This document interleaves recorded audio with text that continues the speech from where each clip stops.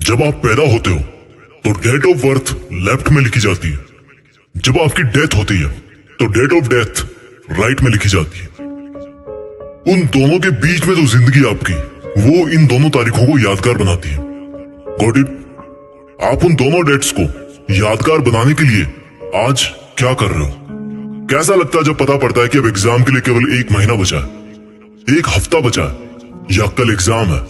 कैसा लगता है जब आपका कोई पेपर खराब जाता है, कोई आपका पूरा साल खराब जाता है? एक बात बताओ दोस्त, खराब आपका पेपर और साल होता है या खराबी आप में होती है कि आपने पढ़ाई नहीं करी? आप पढ़ो या ना पढ़ो, आपकी पढ़ाई के हिस्से का जो टाइम है, जो इन दोनों डेट्स के बीच का टाइम है, दैट इज कम्प्लीटली योर्स। लेकिन आपकी ही जिंदगी के लिए आपको छोड़ करके अगर कोई टेंशन है तो वो कोई और है। आपकी पढ़ाई में आगे कितना खर्चा होगा, आप कब उनसे किसी खर्चे के लिए पैसे मांग लो।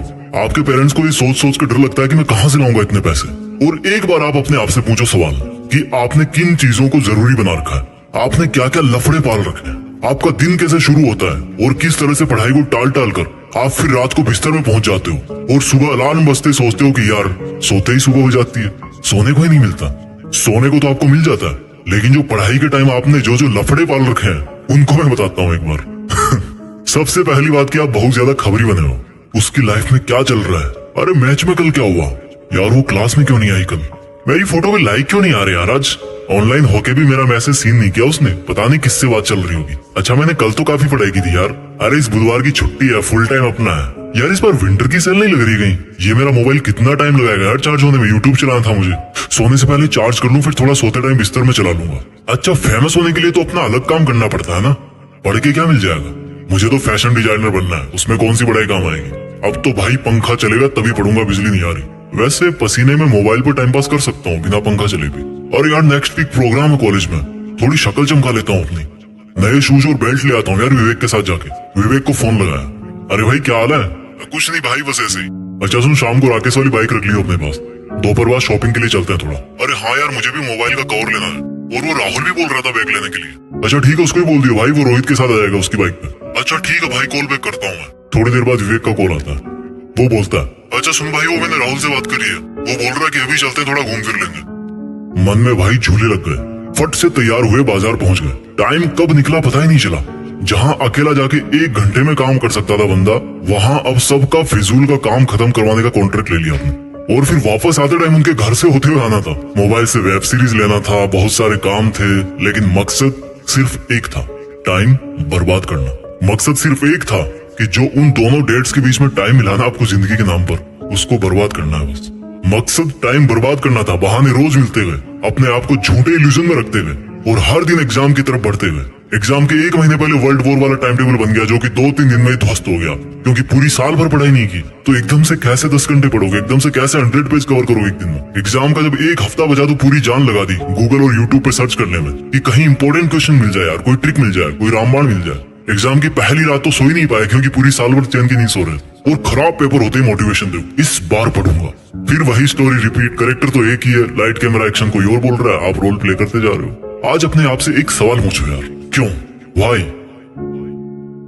क्यों वो दिन देखना चाहते हो जब आप किसी के नीचे 15,000 की नौकरी करोगे और तब कोई और आपका ही साथी, जो आपसे ज्यादा बुद्धिमान तो नहीं था, लेकिन आप जितने फालतू लफड़े नहीं पाल रखे थे उसने, वो ऑस्ट्रेलिया में बीच पे अपनी हॉलिडेज स्पेंड कर रहा होगा। जब आप भरी गर्मी में भीड़ भाड़ वाली बस में जगह ढूंढने के लिए घुसोगे, तब किसी और के घर में fully centralized all weather air condition लग रहा होगा। क्यों जानबूझ के इन्वाइट कर रहे हो वो सिचुएशन जब आपको सेल्फ रियलाइज होगा कि मैंने अपनी लाइफ में कितना टाइम वेस्ट किया। एक सक्सेसफुल स्टूडेंट का दिन शुरू होता है सूरज उगने के पहले।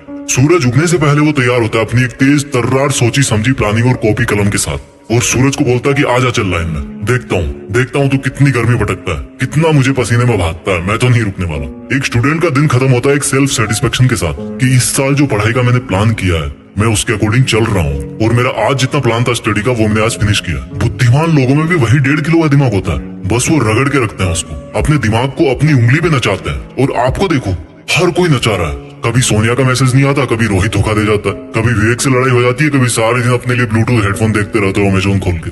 आपको तकलीफ मिलती है हर दिन, दर्द होता है हर दिन, लेकिन वो जो तकलीफ और दर्द है ना, उसका सोर्स चेंज करना है, वो दर्द होना चाहिए आपके हार्डवर्क से, ना कि किसी के साथ लड़ाई करने से। तकलीफ मिलनी चाहिए आपको जब आप ठंड में सुबह 5 बजे उठ के पढ़ते हो। तकलीफों का सोर्स चेंज करो। डॉक्टर अब्दुल कलाम बोलते हैं कि सीखने के लिए दर्द उठाना पड़ता है और दर्द ही इंसान के लिए सब कुछ अचीव करना पॉसिबल बनाता है। दिक्कत ये नहीं कि आप मेहनत नहीं कर पाओगे, दिक्कत ये है कि आप अपने आप को मेहनत करने के लिए कन्विंस नहीं कर पाते।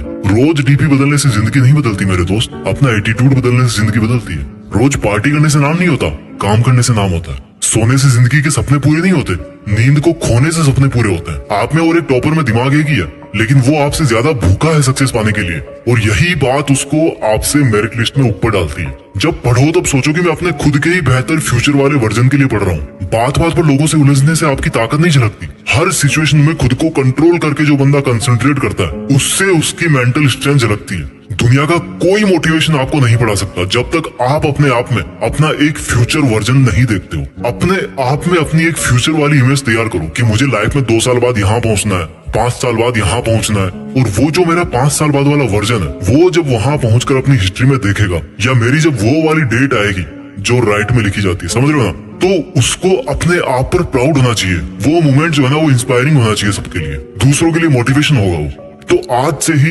स्टडी करो, रिसर्च करो, एक बड़े पर्पज के लिए पढ़ो, एक बड़े पर्पज के लिए लाइफ जियो। जो वीडियो में मैंने आपको बताया बहाने, वो एक बार दोबारा उस बंदे वाले नजरिए से सुनना जो आप अपने आप को फ्यूचर में बनता हुआ देखना चाहते हो। उन छोटे छोटे बहानों में से एक भी बहाना ऐसा नहीं होगा जो आपको अपने उस वर्जन से मिला सकता है। मैंने एक वीडियो में बोला था, उसकी लिंक नीचे है, कि किसी को इम्प्रेस करने के लिए जिंदगी मत जियो, किसी को इम्प्रेस करने के लिए काम मत करो, बल्कि इस पूरी दुनिया को इंस्पायर करने के लिए काम करो। और इंस्पायर कैसे कर पाओगे?